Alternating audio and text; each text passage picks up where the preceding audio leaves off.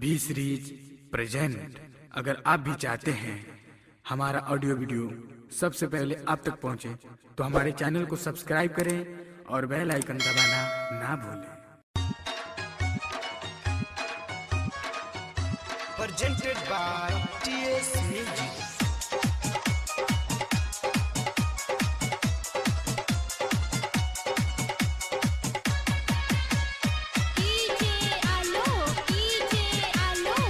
Mixed by Chandan Babu.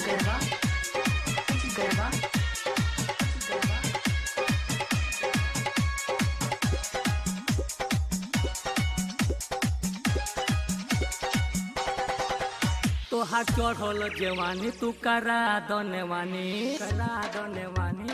अरे ये सब क्या है? तोहार चढ़ल जवानी तू करा दनवानी, तोहार चढ़ल जवानी तू करा दनवानी, तोहार चढ़ल जवानी तू करा दनवानी, और केस्टा में दोनों हिला दोना। क्या ए बंगाल के छोरी, क्या ए बंगाल के छोरी हई लइकन के तनका चिखा दोना। ये बंगाल के छोरी हई लइकन के तनका चिखा दोना। चल हट।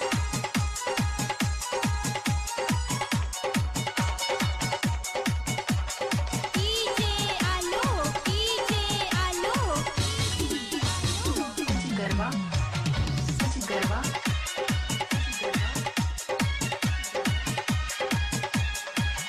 तोहर लाल गाल हौवे मलाई मिसरी, सटावे दो तनका उठाव घंगोरी। अरे आ सोट न रे। तोहर लाल गाल हौवे मलाई मिसरी, सटावे दो तनका उठाव घंगोरी। तोहर चोली के बम ही लगौले बादम, और केस्टा में दोनों हिला दोना। ए बंगाल के छोरी, चल हट। ए बंगाल के छोरी हई लइकन के तनका चिखा दोना।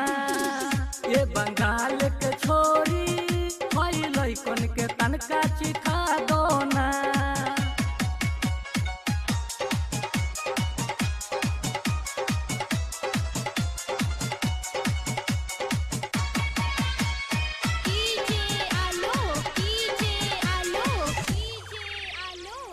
गरबा गरबा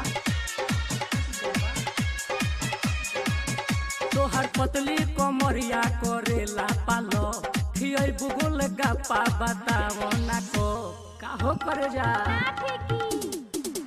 तोहर पतली कमरिया करेला पालो, खियै बुगुल गप्पा बताओ ना को। बिया जवानी के लाचार ई तो खुजले भतार, बिनु प्रेमी के आपन बना लो ना।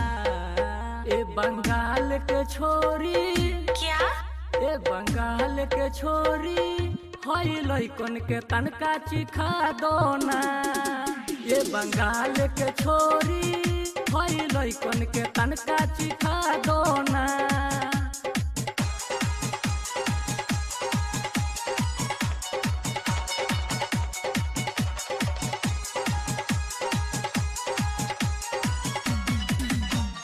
क्या नाम है आपका?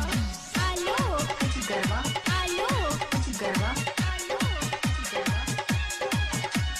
जोबना तोहर बाटे रस में रसाई, लहंगा के डोरी लागे खुल जाई। जोबना तोहर बाटे रस में रसाई, लहंगा के डोरी लागे खुल जाई।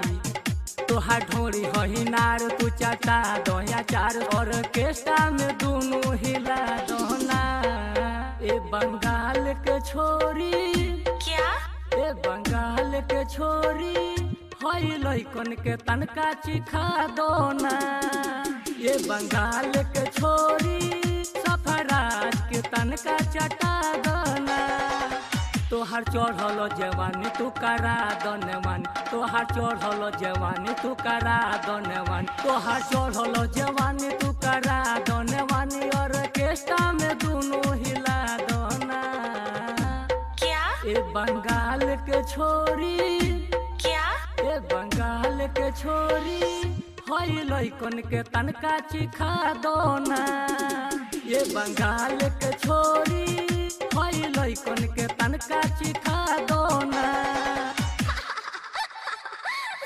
अरे हमसे नहीं टूटेगा क्या बच्चा।